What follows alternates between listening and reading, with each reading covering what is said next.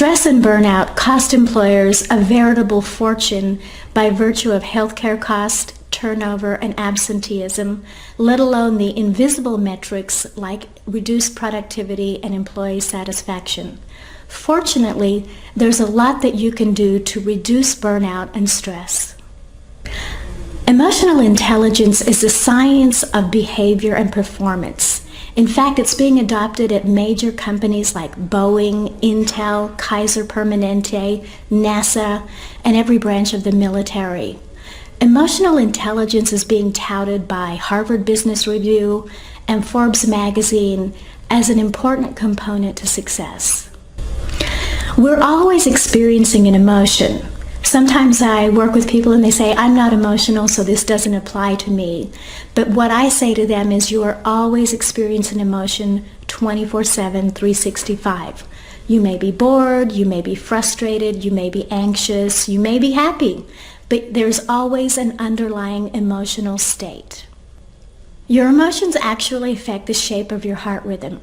When you're experiencing positive emotions, or what we like to call renewing emotions, your heart beats in an even, organized, coherent fashion. When you get triggered into a negative emotion, your heart actually changes into an incoherent or out of balance heart rhythm. The shape of your heart rhythm actually determines which part of your brain you access. When you're experiencing positive or renewing emotions, the impulses go from your heart up to the frontal lobe of your brain, where you have thinking, reasoning, creativity. You actually have choice in the frontal lobe of your brain. We call those your executive functions. On the other hand, when you get triggered into a negative emotion, the impulses go from your heart to the back part of your brain, or the reptilian part of your brain, where you get into fight, flight, or freeze, or repeating patterns. Of course, this has a tremendous implication on your behavior and your performance. So everything I teach is based on science. So I want to share with you a scientific experiment. In this experiment, there's a husband and wife wearing heart rate monitors for 24 hours a day for a week. This experiment was actually done when they're traveling along in a car and the husband is a passenger. So as you see on the graph, his heart is beating on average about 60 beats per minute. That's his baseline.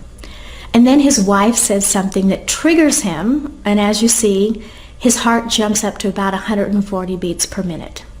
We've all been there. We know that when we get upset or angry, our heart starts racing.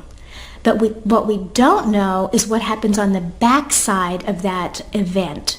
So they make up, and as you can see, his heart rate starts coming back down, but it does not come back down to his baseline.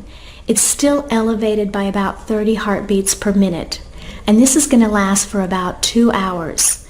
So literally, he is wasting 30 heartbeats per minute for 2 hours.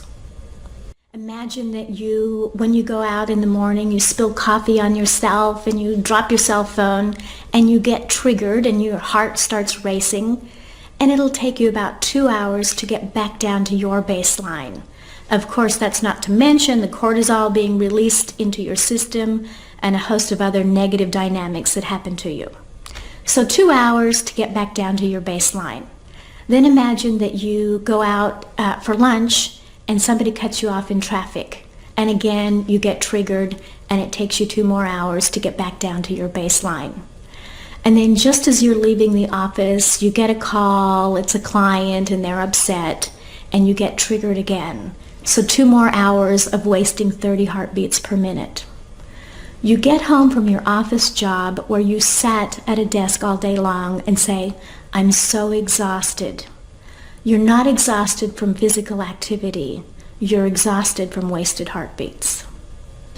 In this next experiment, it's a police officer wearing a heart rate monitor, and his heart is beating about 70 beats per minute. That's his baseline.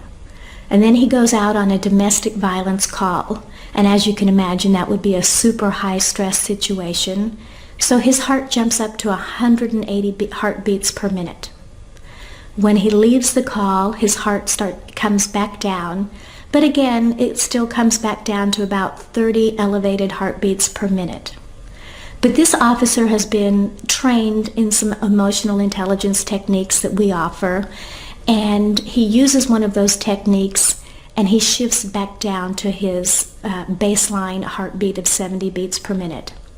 And as you'll notice on the slide, from the time he was totally elevated back down to his baseline is 10 minutes as opposed to 2 hours. So he saves a lot of heartbeats and he conserves energy. Your emotions drive your energy level. Our training programs are based on proven science. Some of the benefits that you receive are reducing the stress response or avoiding the stress response altogether, managing your energy, improving your communication, improving your performance and your relationships, and a host of other benefits that you can't even measure.